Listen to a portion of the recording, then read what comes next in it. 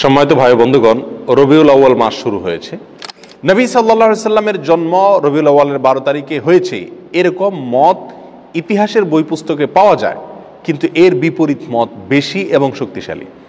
নবী সাল্লাল্লাহু আলাইহি সাল্লামের জন্ম রবিউল আউয়াল মাসে হয়েছে, এটা মোটামুটি প্রায় নিশ্চিত, কিন্তু এই মাসের কোন তারিখে হয়েছে সে তারিখটা নিয়ে ইতিহাসবিদদের মধ্যে নানা রকমের মত পাওয়া যায়। সবচাইতে গ্রহণযোগ্য মতগুলোর ভিতরে অন্যতম হলো 9 রবিউল আউয়াল। একেবারে সিরাতে ইবনে হিশাম থেকে নিয়ে রাহিকুল মখতুম পর্যন্ত হাল আমলের নবী সাল্লাল্লাহু আলাইহি সাল্লামের জীবনী, তার জীবন আদর্শের উপরে, তার জীবন চরিত্রের উপরে যত গ্রন্থ রচিত হয়েছে, তার জন্ম বৃত্তান্ত, তার জন্মের তারিখ নিয়ে যত বিশ্লেষণ আছে, তার সবগুলোকে যদি আপনি অ্যানালাইসিস করেন তাহলে দেখবেন যে মোটামুটি রবিউল আউয়াল মাসের 9 তারিখ, 11 তারিখ, 12 তারিখ, বিভিন্ন তারিখ ইতিহাসের কিতাবগুলোতে আসছে। অর্থাৎ রবিউল আউয়ালের 12 তারিখেই তিনি জন্মগ্রহণ করেছেন, এই বিষয়টি কি না? চূড়ান্ত না। ইতিহাসের বইতে এক একটাতে এক এক রকম আছে। তবে প্রায় সমস্ত ইতিহাসবিদরা একমত যে নবী সাল্লাল্লাহু আলাইহি সাল্লামের মৃত্যু হয়েছিল রবিউল আউয়ালের 12 তারিখে। অর্থাৎ রবিউল আউয়ালের 12 তারিখে নবী সাল্লাল্লাহু আলাইহি সাল্লামের ওয়াফাত দিবস, তার মৃত্যু দিবস, এতে কোনো কি নাই, সন্দেহ নাই। কিন্তু ওই দিনে তার জন্ম হয়েছিল কিনা না অন্য কোনো দিনে হয়েছিল, এটা নিয়ে কি আছে? সন্দেহ আছে, বিভিন্ন মত আছে। এখন কেউ প্রশ্ন করতে পারেন, নবী সাল্লাল্লাহু আলাইহি সাল্লামের জন্মের তারিখটা নিয়ে কেন ইতিহাসবিদদের মধ্যে দ্বিমত দেখা দিল?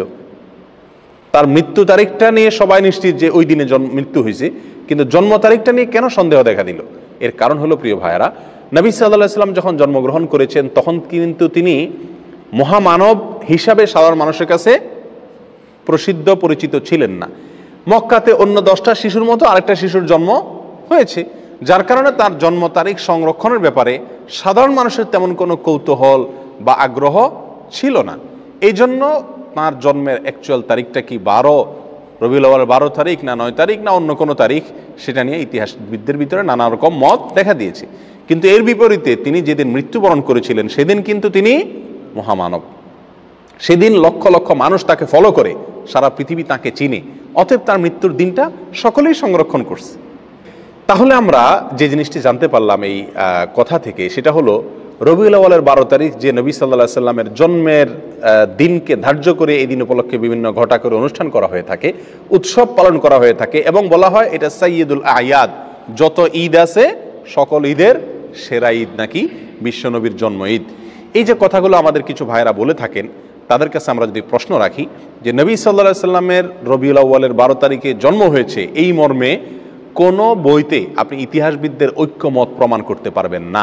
সমস্ত বইগুলোতেই বিভিন্ন তারিখ উল্লেখ আছে, কিন্তু মৃত্যুর দিবস এটা নিশ্চিত। তাহলে যে দিনে নবী সাল্লাল্লাহু আলাইহি সাল্লামের মৃত্যু হয়েছে এটা নিশ্চিত, সেদিনে কোনো মুসলমান কি করতে পারে না? অন্তত আনন্দ বা উৎসব করতে পারে না। আর যদি আমরা কথার খাতিরে ধরেও নেই যে ওই দিনে নবী সাল্লাল্লাহু আলাইহি সাল্লামের কি হয়েছিল? জন্ম হয়েছিল, তাহলে আমরা একই দিনে জন্ম একই দিনে মৃত্যু এটা যদি ধরে নেই, তাহলে তো দিনের অর্ধেক হাসা উচিত আর অর্ধেক কাঁদা উচিত। অর্ধেক আপনি ঈদ পালন করেন, উৎসব পালন করেন, আর অর্ধেক কান্নাকাটি করেন। নবী সাল্লাল্লাহু আলাইহি সাল্লামের জন্মকে কেন্দ্র করে আপনি শুধু হাসবেন, তার মৃত্যুর কথা মনে করে কাঁদবেন না, এটা তো চরম লজ্জাস্কর কথাবার্তা, এটা তো চরম আফসোসের কথা, দুঃখজনক বিষয়। প্রিয় ভাইরা, তাহলে এই প্রথম পয়েন্টটি আমরা পেয়ে গেলাম, যে কারণে আমরা ঈদে মিলাদুন নবীকে বিদআত বলি, এর সঙ্গে ইসলামের কোনো সম্পর্ক নাই এটা বলি। তার প্রথম কারণ হলো রবিউল আউয়াল 12 তারিখে নবী সাল্লাল্লাহু আলাইহি ওয়াসাল্লামের জন্ম হয়েছে, এই জিনিসটা কি না? চূড়ান্ত না। তবে মৃত্যু হয়েছে, এই জিনিসটা চূড়ান্ত। নবী সাল্লাল্লাহু আলাইহি ওয়াসাল্লামের মৃত্যু দিবসে কোনো মুমিন কি হতে পারে না?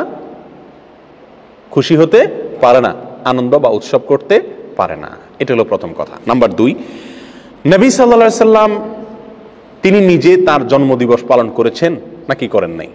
কোন সাহাবী তার জন্মদিবস, নবী সাল্লাল্লাহু আলাইহি ওয়াসাল্লামের জন্মদিবস পালন করেছেন নাকি করেন নাই? এবং বড় বড় সাহাবী, সিনিয়র সাহাবী যারা খোলাফায়ে রাশেদা সহ অন্যান্য যারা ছিলেন, তারা সকলে, তাদের পরবর্তীতে তাবিন, তাবিন, কেউ কি কোনো কালে 3টি 70 যুগের কোনো কালে কি এই নবী সাল্লাল্লাহু আলাইহি ওয়াসাল্লামের জন্মের তারিখ উপলক্ষে কোনো উৎসব করা, ফুর্তি করা, অনুষ্ঠান করার কোনো প্রথা, রেওয়াজ, সিস্টেম সেই সমস্ত যুগে ছিল কিনা?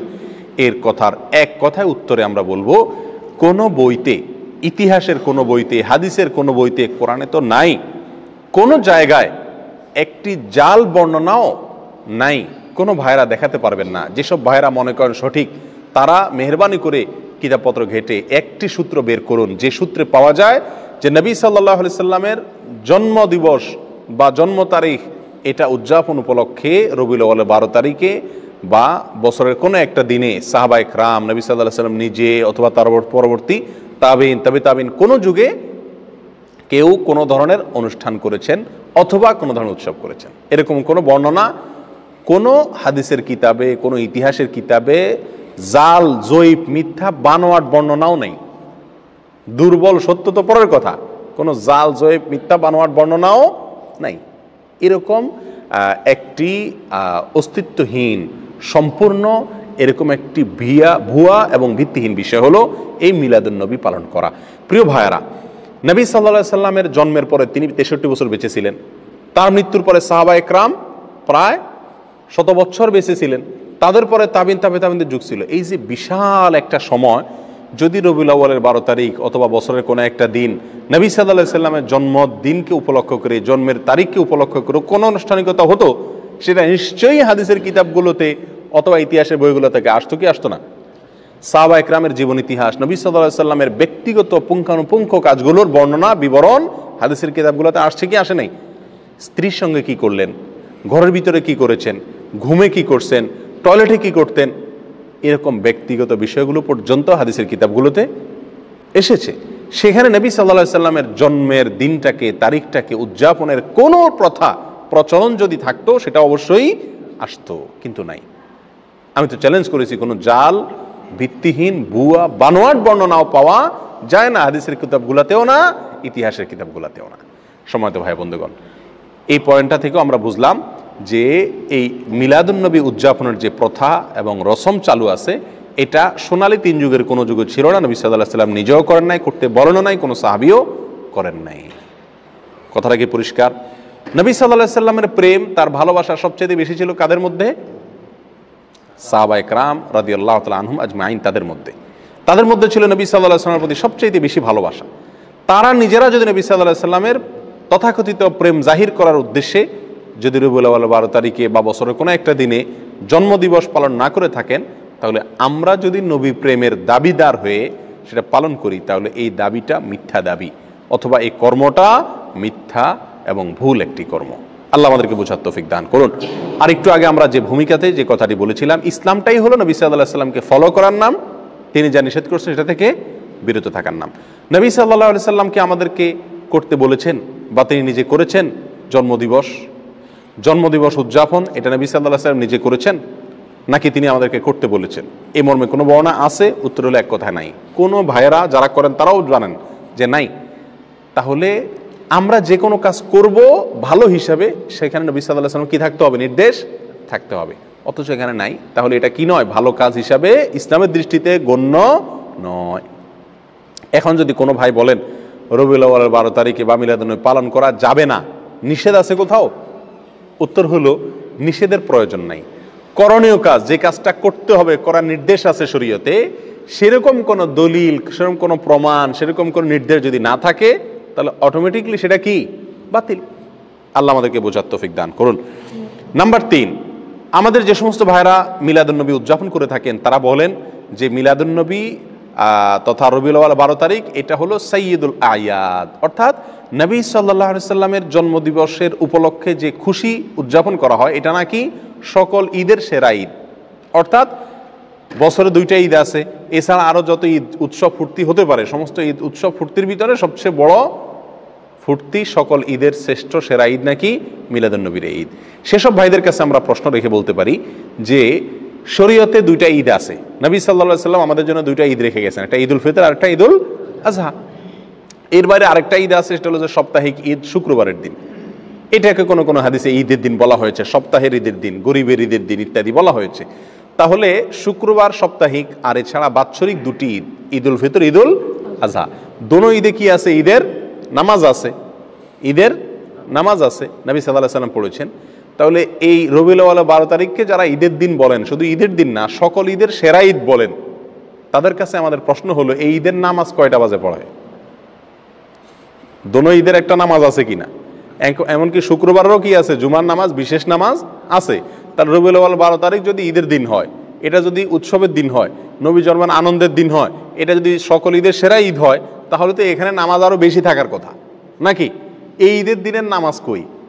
তাহলে বোঝা গেল এটা বানোয়াট, এটা নিজেরা আবিষ্কার করেছেন, মিশর থেকে এটা আবিষ্কার হয়েছে, এটা কোরআন এবং সুন্নাহ থেকে আসে নাই। যদি আসতো তাহলে সকল ঈদেই কি থাকে? ঈদের নামাজ থাকে। এই ঈদে ঈদের নামাজ গেল কই? আর সবচেয়ে বড় কথা হলো ঈদে বছরে 2টি ঈদ আছে আর সপ্তাহের একটা ঈদ, এর বাইরে শরীয়তে আর কোনো ঈদের ধারণা আমাদেরকে দেওয়া হয় নাই। অতএব এই দিনটাকে যদি কেউ নতুন করে ঈদের দিন মনে করেন, তাহলে কেমন যেন তিনি নবী সাল্লাল্লাহু আলাইহি সাল্লামের দেওয়া 2টা ঈদে খুশি না। নবী সাল্লাল্লাহু আলাইহি সাল্লামের দেওয়া 2টা ঈদে কি না? খুশি না। উনি নবী সাল্লাল্লাহু আলাইহি সাল্লামের 2টা ঈদে পরিতৃপ্ত না, ওইটা মানতে রাজি না। এই জন্য উনি আরেকটা ঈদ কি করলেন? যুক্ত করে নিলেন। প্রিয় ভাইয়েরা, এটা যদি সকল ঈদের সেরা ঈদ হতো, তাহলে মদিনায় আসার পরে সাহাবা একরাম যখন নবী সাল্লাল্লাহু আলাইহি সাল্লামকে বললেন, ইয়া রাসূলুল্লাহ, ইহুদিরা তারা তাদের উৎসবের দিন আছে, আমাদের জন্য আপনি উৎসবের দিন ঠিক করে দেন। তারা নবী সাল্লাল্লাহু আলাইহি সাল্লাম সেদিন বলতে পারতেন, ঠিক আছে, তো আমার জন্মদিন তো উৎসবের দিন, ওটা তোমরা করো, ফুর্তি করো। কিন্তু তা তো নবী সাল্লাল্লাহু আলাইহি সাল্লাম বলেন নাই। প্রিয় ভাইয়েরা, কোনো জাল হাদিসও নাই। তাহলে বোঝা গেল যে এই তথাকথিত নবী জন্মের আনন্দ উদযাপন করা, এই আনন্দ উদযাপন করা, এটা শরীয়তের ভিতরে আরেকটা ঈদ যুক্ত করা হয়। আর এটা কি বলা হয়? বিদআত। এটা কি বলা হয়? কি? বিদআত। নবী সাল্লাল্লাহু আলাইহি সাল্লাম আমাদেরকে বলেছেন, মান আহদাসা ফি আমরিনা হাযা মা লাইসা মিনহু ফাহুয়া রাদ। যে ব্যক্তি আমাদের দিনের ভিতরে নতুন কোনো কিছু সৃষ্টি করবে, আবিষ্কার করবে, নতুন কোনো কিছু যোগ করবে, সেটা প্রত্যাখ্যানযোগ্য, বাতিল, সেটা গ্রহণযোগ্য নয়। অন্য হাদিসে আসছে নবী সাল্লাল্লাহু আলাইহি সাল্লাম বলেছেন, ইয়াকুম ওয়া মুহদাসাতিল উমুর ফাইন্না কুল্লা মুহদাসাতিন বিদআহ ওয়া কুল্লু বিদআতিন দালালাহ ওয়া কুল্লু দালালাতিন ফিন্নার। তোমরা সকল নতুন আবিষ্কার থেকে বেঁচে থাকবে। নতুন যত আবিষ্কার আছে ইসলামের নামে, দ্বীনের নামে, সেগুলো সবগুলো বিদআত, আর সকল বিদআত এর ঠিকানা হলো কি? জাহান্নাম। প্রিয় ভাইরা, তাহলে নবী সাল্লাল্লাহু আলাইহি সাল্লাম আমাদেরকে 2টি ঈদ দিয়ে গেছেন। আমরা যদি আরেকটা ঈদের আবিষ্কার করি, সেটা যত সৎ উদ্দেশ্যেই করি, যত ভালো উদ্দেশ্যেই করি না কেন, ভালো তো সেটাই যেটা নবী সাল্লাল্লাহু আলাইহি সাল্লাম আমাদেরকে ভালো হিসাবে বলে গেছেন, করে গেছেন। আর নতুন কোনো যদি ভালো আমরা যোগ করি, আবিষ্কার করি, যুক্ত করি, তাহলে সেটাকে বলা হয় কি? বেদাত। বেদাত কি জিনিস? আমরা অনেকে মনে করি বেদাত মানে হলো বাহ্যিকভাবে খারাপ জিনিস। না ভাই, বেদাত ওই কাজকে বলা হয় যে কাজটাকে মানুষ ভালো মনে করে, অথচ শরীয়তে সেটার কোনো নির্দেশ নাই। এটাই বেদাত। বেদাত জিনিসটা যারা করেন তারা সকলেই এটাকে ভালো কাজ হিসাবে জেনেই করেন। ওই ভালো কাজকে বেদাত বলা হয় যে ভালো কাজকে ওই কাজের কর্তা ভালো মা কাজ মনে করেন, অথচ কোরআন সুন্নাহ তার কি নাই? নির্দেশ নাই। সেটাই তো বেদাত। নতুন করে ঈদে মিলাদুন্নবী উদযাপন করা আর একটা ঈদ শরীয়তের ভিতরে যুক্ত করা, এই কারণে আমরা এই মিলাদুন্নবী, তথাকথিত মিলাদুন্নবী আমরা উদযাপন করি না এবং এর সঙ্গে ইসলামের সম্পর্ক নাই বলি।